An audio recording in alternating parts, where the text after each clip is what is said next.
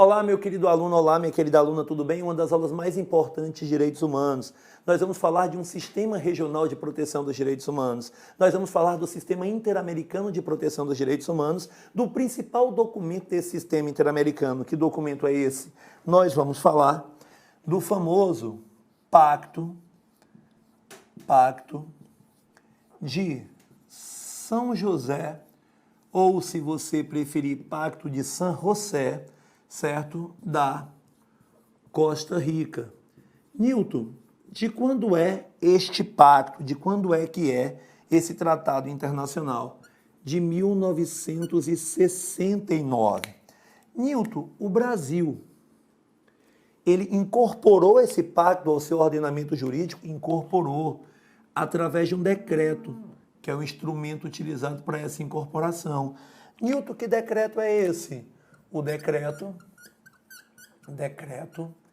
678, certo, de 1992. Então você nota aqui que eu tenho um certo hiato, né, entre o ano de 69 e o ano de 1992. Mas lembre que nós tivemos entre 69 e 92 aqui no Brasil, mais precisamente, né, de 64 a 85 aqui no Brasil, nós tivemos a ditadura civil-militar, e a relação dessa ditadura civil-militar com os direitos humanos não era uma relação tão boa assim, tá ok? Esse Pacto de San José da Costa Rica, ele vai ocupar qual status dentro do nosso ordenamento jurídico? Ele vai ocupar o status, certo, de norma supralegal. Então lembre que ele vai ocupar isso que nós chamamos de status de norma supralegal. Para a nossa aula ficar uma aula bem detalhada, bem interessante, bem produtiva, a gente vai pegar esse Pacto de San José da Costa Rica e vai dividi-lo em duas partes. E a gente vai trabalhar nessa videoaula a parte 1. Qual seria a parte 1? Qual seria a parte 2? Na parte 1, eu teria uma enumeração de deveres e uma exposição de direitos. Então, vou ter 3 capítulos. Quais são os capítulos? O que tange a enumeração dos direitos, a enumeração, certo? Dos deveres, me perdoe, enumeração dos deveres. O que tange aos direitos civis e políticos, portanto, direitos de primeira geração. Aqui eu tenho os artigos 1º e 2º, aqui eu tenho dos artigos 3º ao 25, e o ponto que diz respeito aos direitos de segunda geração. Aqui somente o artigo 26. Esta é a parte 1 do Pacto de San José da Costa Rica. Na parte 2, eu tenho a suspensão de algumas das garantias desse Pacto de San José da Costa Rica, e tenho também 2 instituições muito importantes: a Comissão Interamericana de Direitos Humanos e a Corte Interamericana de Direitos Humanos. Então, daqui você vai tirar boas questões para a sua prova de concurso. Newton, outra coisa, esse Pacto de São José da Costa Rica, ele pode ser chamado também de quê? De Convenção Americana de Direitos Humanos. Então, Pacto de São José da Costa Rica ou Convenção Americana de Direitos Humanos. Então, vamos lá para o texto deste pacto, vamos para o texto dessa convenção, porque uma boa parte das questões vem da sua capacidade de memorização. Então, responder uma boa parte das questões depende da sua capacidade de memorização, haja vista que quase sempre o que é cobrado a você está presente literalmente dentro do texto do pacto, ou, se você preferir, da convenção, tá ok? Olha o que é que eu tenho, como eu disse para vocês, eu tenho uma parte 1 que vai falar, certo, dos deveres dos estados e dos direitos protegidos. Este capítulo 1, que corresponde aos artigos 1º e 2º, vai falar da enumeração dos deveres. E, Newton, nesse artigo 1º, eu vou ter as obrigações de respeitar esses direitos. Como assim, Newton? Os estados, parte dessa convenção, terão que, olha para cá, respeitar e terão que garantir os direitos e as liberdades que estão contidas nesta convenção. Ah, Newton, pera ainda. E pode haver discriminação? Note que eu não transcrevi o artigo todo, mas ele vai falar que sem nenhum tipo de discriminação, de raça, cor, origem, e diga-se de passagem. Uma outra coisa importante é você entender o que ele chama de pessoa. Newton, por quê? Se nós tivéssemos transcrevido o artigo por inteiro, você ia ver que no ponto 2, ele ia falar que pessoa é qualquer ser humano. Pessoa é qualquer ser humano. Então você vem para cá, ó, toma cuidado. Por quê? Se nós estivéssemos trabalhando os direitos fundamentais dentro do ordenamento jurídico, certo?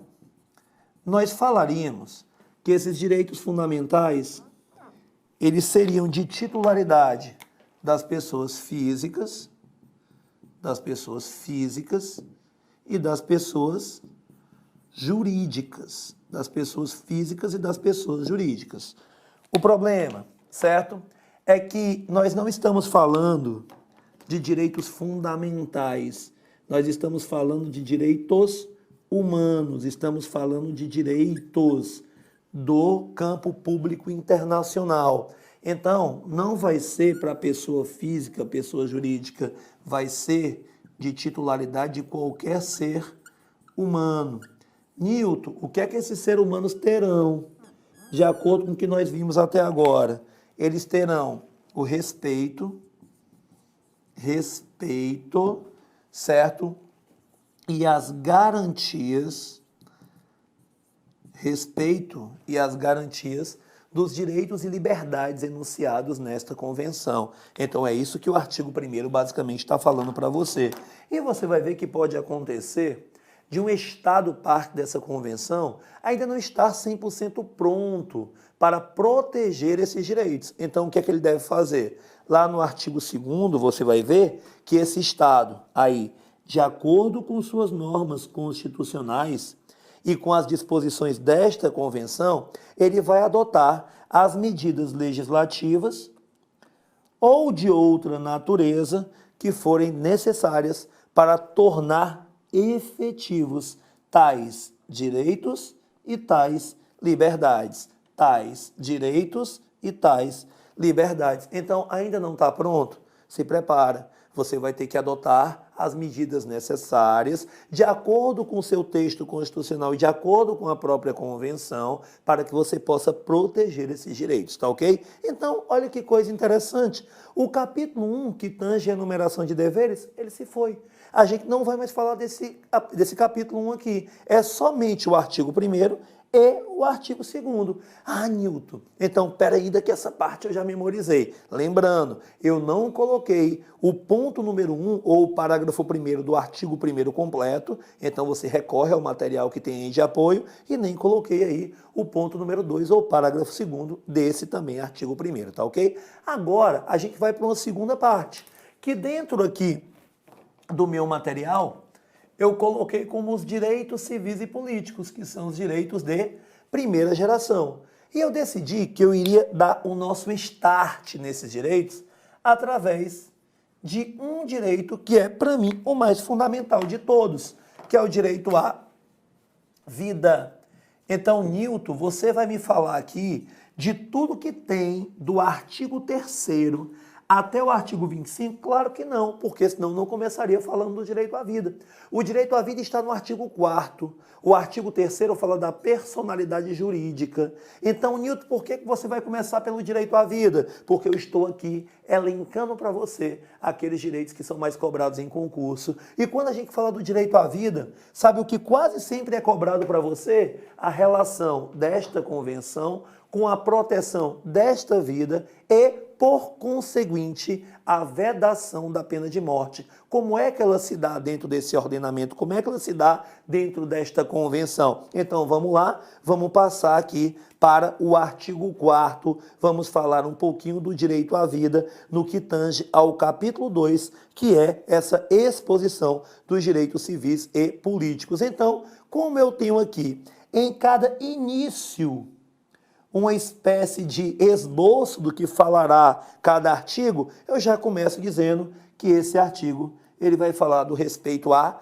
vida. Só que o problema, a partir de qual momento, Newton? A partir da sua concepção. Então eu tenho uma teoria concepcionista, aquela teoria que vai tratar o nascituro com todas as proteções que ele tem inerentes à vida, tá ok? Newton, beleza, então eu entendi. Primeiro ponto, a proteção do direito à vida, teoria concepcionista, ninguém pode ser privado arbitrariamente de sua vida, mas lembre que o direito à vida, ele não é um direito absoluto, como tantos outros, a grande maioria, se não a totalidade, dos direitos trabalhados aqui nas nossas aulas de direitos humanos, tá ok? E por que você fala isso? Porque a relação do direito à vida com a pena de morte, ela vai continuar dentro do nosso plano de estudo quando a gente vê aí o ponto número 2, porque diz assim, ó, nos países que não houverem abolido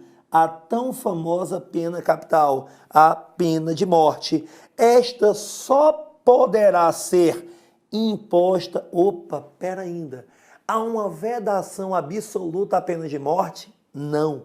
Não há uma vedação absoluta à pena de morte. Portanto, nos países em que esta pena de morte ainda não foi abolida, eles continuarão podendo praticar essa pena de morte, só que agora seguirão algumas regras. Que tipo de regras?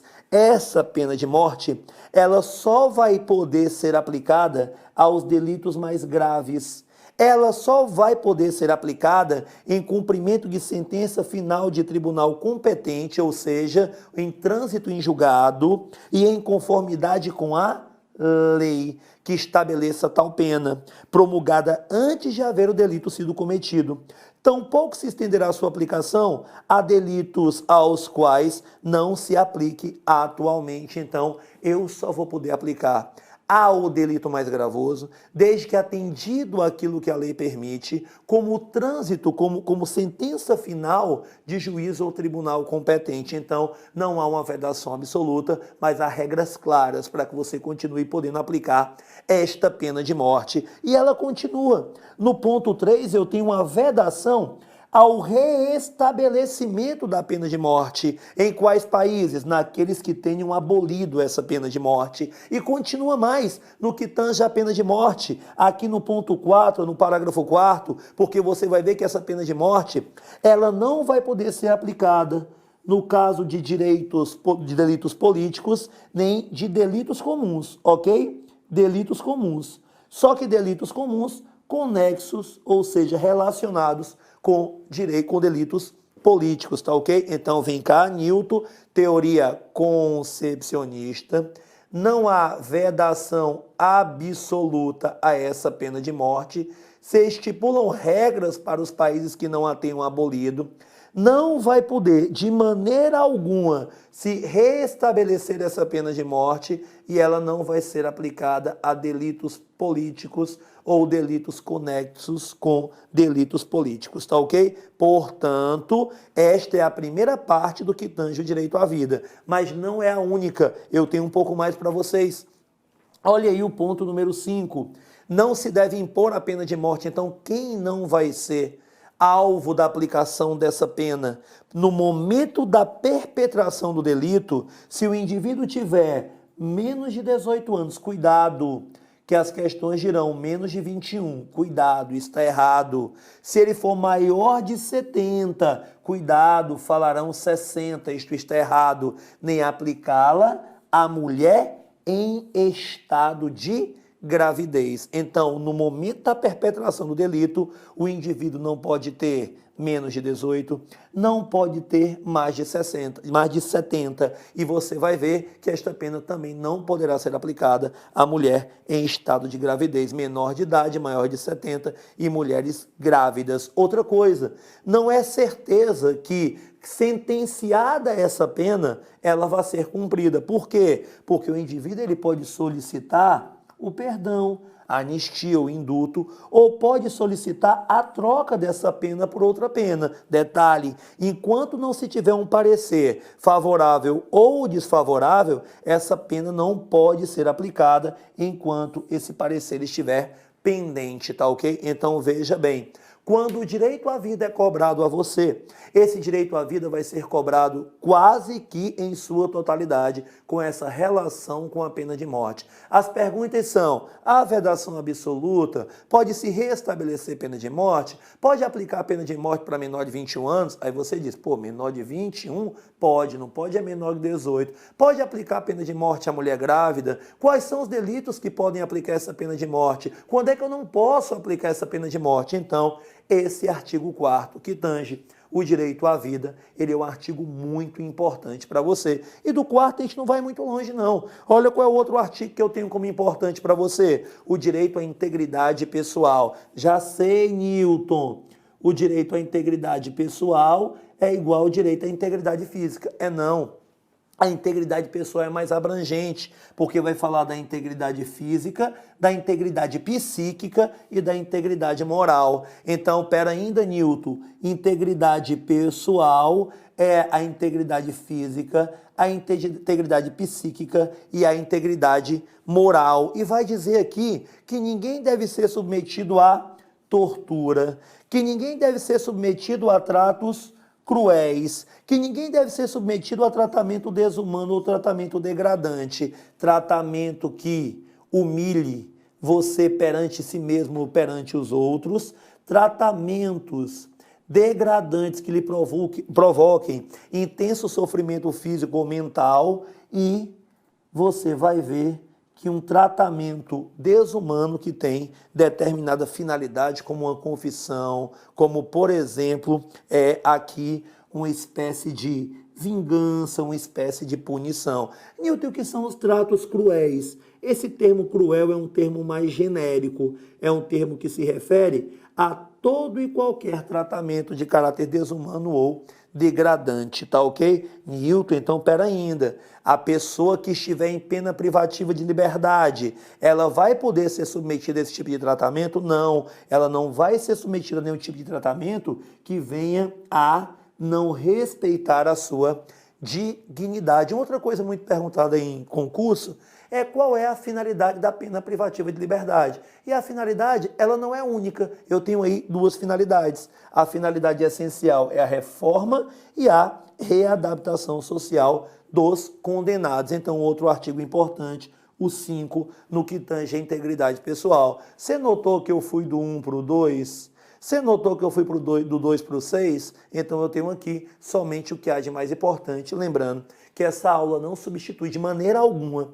a leitura do texto que você tem como material de apoio, que nada mais é do que o pacto na íntegra. Por quê? Porque pode ser que a sua prova venha a surpreender, diria que seria surpreender a palavra correta, e venha a cobrar aquilo que eu não coloquei aqui, porém que você não foi avisado, isso eu não posso dizer, porque eu estou falando para você ler o texto por inteiro. Do 5º a gente também não vai para muito longe, do 5º a gente vai para qual? Para o 6º. Aí eu tenho aqui a proibição da escravidão e eu tenho também a proibição da servidão, mas não somente isso. Você vai ver que eu vou proibir a escravidão, que eu vou proibir a servidão, mas eu também vou vedar o tráfico tanto de mulheres como de escravos, tá ok? Ah, Newton, mas o tráfico de escravos, ele está dentro da escravidão. E o tráfico de mulheres está dentro de uma escravidão mais contemporânea. Mas pode ou não pode pegar você na hora da prova?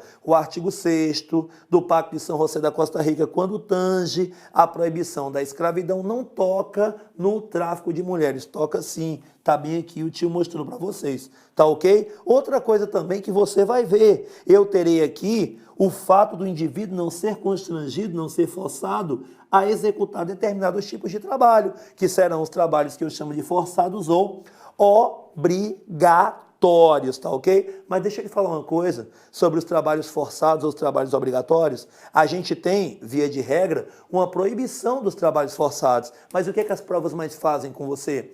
Elas sabem que você tem a noção de que o artigo 6º, lá no parágrafo 2º, lá no ponto 2, ele proíbe os trabalhos forçados. Então, o que é que a prova vai fazer? Ele vai te dar um exemplo do que não é trabalho forçado. E para o pacto, o que é que não constitui trabalhos forçados ou obrigatórios? A gente tem aqui os trabalhos ou os serviços normalmente exigidos de pessoa reclusa em cumprimento de sentença. Então, se a sentença diz que a pena é a privação de liberdade mais determinados trabalhos, desde que este não venha a ferir com a dignidade do indivíduo, não será considerado trabalho forçado. Aquilo que você tem, o tal serviço militar, não será considerado trabalho forçado. Se eu preciso de você para a execução de um serviço em momento de perigo ou calamidade, não será considerado trabalho forçado. O trabalho ou serviço que faça parte das obrigações cívicas normais, ou seja, uma obrigação a todos imposta, lembrando que esses trabalhos não podem vir a ferir a dignidade, então toma cuidado. No que tange a isso que nós chamamos de artigo 6º, volta para ele, que a gente pensava que somente era a vedação, a escravidão e a servidão, a gente falou do tráfico de mulheres, a gente falou dos trabalhos forçados e disse para você ter cuidado, porque para fins dessa convenção não constituem trabalhos forçados. Isso que eu coloquei aqui como ponto a ponto está dentro do artigo 6º, então cuidado, realmente é uma das normas mais importantes. Então vamos lá, vamos para um outro artigo que é importante, não está muito longe, que é o artigo 7º, no direito à liberdade pessoal. Nilton, por que você não começou lá do ponto 1, você colocou lá do ponto 6? Porque você deve saber que isso aqui é básico. Ninguém vai poder ser privado de sua liberdade por uma questão arbitrária ou pela ilegalidade, né? E toda pessoa que for privada dessa liberdade tem direito a recorrer a um juiz ou a um tribunal competente, a fim de que este decida, sem demora, sobre a legalidade de sua prisão ou detenção. Inclusive, você vai ver que nós teremos aqui a possibilidade de um recurso, que é um recurso conhecido no direito internacional e também no direito interno, que é o habeas corpus. Por isso que o item número 6 aqui, ele é um item interessante. Mas deixa eu lhe falar uma coisa. A bomba da bomba da bomba da bomba desse artigo 7º e talvez do Pacto de São José da Costa Rica seja o artigo 7º, parágrafo 7º, ou ponto número 7, porque ele vai falar o quê? Da vedação da prisão por dívida. E ele vai dizer que essa prisão por dívida só poderá ser em virtude de inadimplemento de obrigação alimentar. Portanto, vai se chocar com o texto constitucional que prevê lá no seu artigo 5º a prisão civil por dívida para o depositário infiel. Saiba que por conta do Pacto de São José da Costa Rica, mesmo que ocupe status de norma supralegal, a prisão do depositário infiel, ela não é mais possível dentro do nosso ordenamento jurídico. Então, o artigo 5º, inciso, o artigo 7º, parágrafo ponto 7 do Pacto de São José da Costa Rica, ele vai ali fazer com que nós repensemos o artigo 5º, inciso 67 do nosso texto constitucional. Então, isso aqui, meu amigo, é de extrema importância, tá ok? Nilton, então eu estou vendo aí que lá no comecinho da convenção, artigos 4º, 5º, 6º, 7º, eu vou ter, certo? Os principais artigos, sim. O que não vai fazer que você deixe de ler os outros. Por exemplo, o artigo 8º, ele é muito importante, porque ele fala das garantias judiciais. Ao invés de enumerar as garantias que estão lá no artigo 8º, eu pedi para que você desse uma lidinha, mas a gente vai comparar com o nosso texto constitucional. Olha o que é que eu encontrei aqui. Toda pessoa tem direito a ser ouvida com as devidas garantias e dentro de um prazo razoável por um juiz ou tribunal competente. Opa! Juiz ou tribunal competente, independente e imparcial, ou seja, um juiz natural.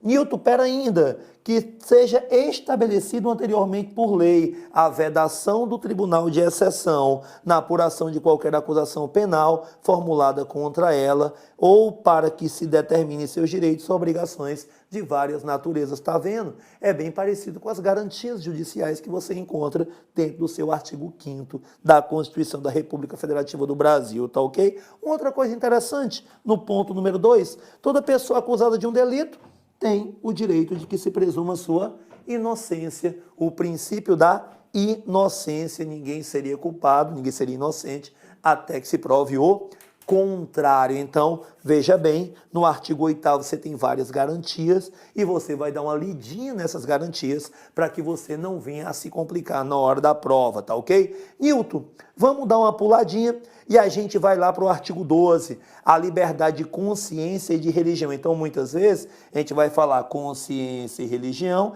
ou vai falar religião e crença, tá ok? Todo mundo vai ter liberdade de, com relação à sua consciência e crença, você vai poder, certo? Conservar, você vai poder mudar, você vai poder professar a sua consciência ou a sua crença. E eu tenho um direito absoluto? Não. Imagine que a minha religião, a minha crença ou as minhas convicções, elas venham afetar o direito do outro. Imagine que eu sou adepto de uma doutrina ou então de uma religião que ela tem como prática os sacrifícios humanos. Então, não vou poder permitir isso. É por isso que o ponto número 3 vai dizer: a liberdade de manifestar a própria religião e as próprias crenças está sujeita unicamente às limitações prescritas em lei. Eu posso praticar um sacrifício humano? Não, porque senão eu estaria cometendo um homicídio. E isso vai estar presente aqui. E você vai ver que, além do que está previsto em lei, tem que ser previsto em lei que seja necessária para proteger a segurança, a ordem, a saúde ou a moral pública, ou os direitos ou liberdades das demais pessoas. Então, pessoal, nada mais é do que isso. Você tem aí, primeiro, a enumeração dos deveres de cada Estado-parte, lá no artigo 1º, lá no artigo 2º. Você tem os direitos de primeira geração, certo? Que são enunciados. E você tem uma referência aos direitos de segunda geração. O que é que o Pacto de São José da Costa Rica fala sobre os direitos de segunda geração? Simples. Está aqui eles, ó. Direitos econômicos, direitos sociais, direitos culturais. Os direitos de primeira geração, eles pedem uma abstenção do Estado. Os de segunda geração, eles pedem uma prestação positiva do Estado. Ah, Nilton, então agora a gente vai começar, cara. Eu pensei que a aula já estava chegando ao fim, que a gente ia resolver exercícios. E está. Os direitos de segunda geração, eles são citados da seguinte maneira, somente no artigo 26 e no preâmbulo. Nas considerações do preâmbulo, o que é que eu vou ter?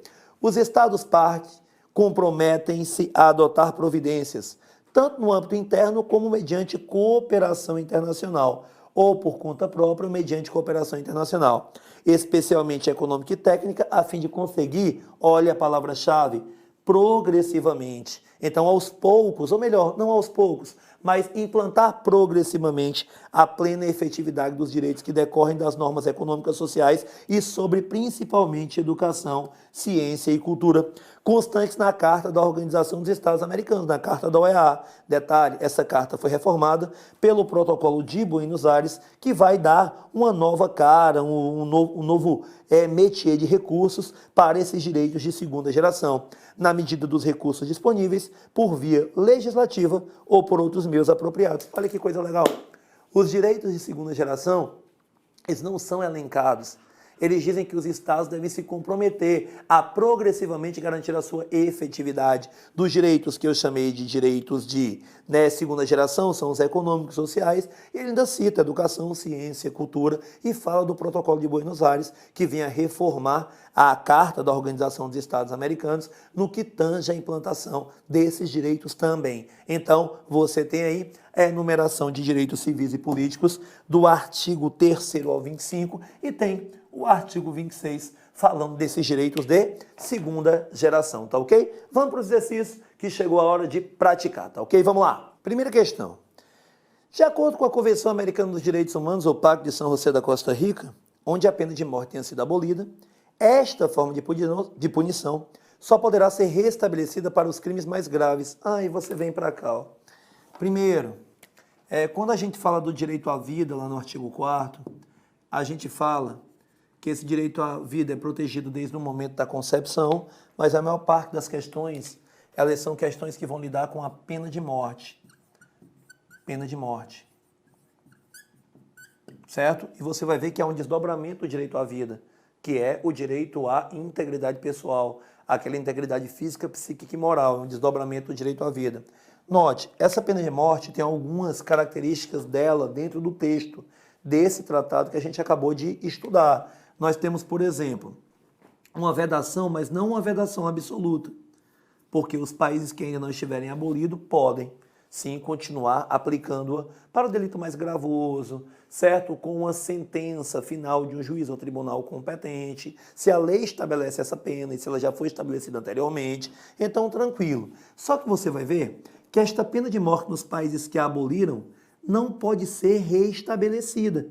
E se você parar para pensar, olha o que a questão está falando. Está dizendo que ela pode ser reestabelecida, então a questão é falsa. E tem uma coisa mais que você deve lembrar. Não pode ser aplicada a menor de 18, a maior de 70, isso no momento da perpetração do delito, e não pode ser aplicada a mulheres grávidas. A mulheres grávidas. Então toma cuidado, por favor, não erra isso. Não deixa a questão te levar para o mau caminho, porque a questão está falando de que só poderá ser reestabelecida e ela não poderá ser reestabelecida. Então a questão é errada. Quanto aos direitos civis contidos na Convenção Americana de Direitos Humanos, então a gente está falando aí dos direitos civis, portanto, a gente vai ter desde lá do artigo 3º até o artigo 25, a exposição desses direitos civis, tá ok? Esta estabelece que ninguém deve ser detido por dívidas. Beleza, tranquilo. Eu acho que eu vou encontrar isso no direito à liberdade pessoal, lá no que tange ao artigo 7º, tá ok? Este princípio, porém, não limita os mandatos de autoridade judiciária competente expedidos em virtude de inadimplemento de obrigação alimentar, perfeito. Eu vou encontrar isso lá no artigo 7º, ponto 7, o parágrafo 7º, mas olha, depositário infiel não está lá contido, portanto o item é errado e ele está lá no artigo 7º, no que tange a segurança, a liberdade pessoal, tá ok? Próximo. De acordo com a Convenção Americana sobre Direitos Humanos, toda pessoa detida ou retida deve ser conduzida sem demora à presença de um juiz ou de outra autoridade autorizada pela lei a exercer funções judiciais e tem direito a ser julgada dentro do prazo razoável ou a ser posta em liberdade, sem prejuízo de que prossiga o processo.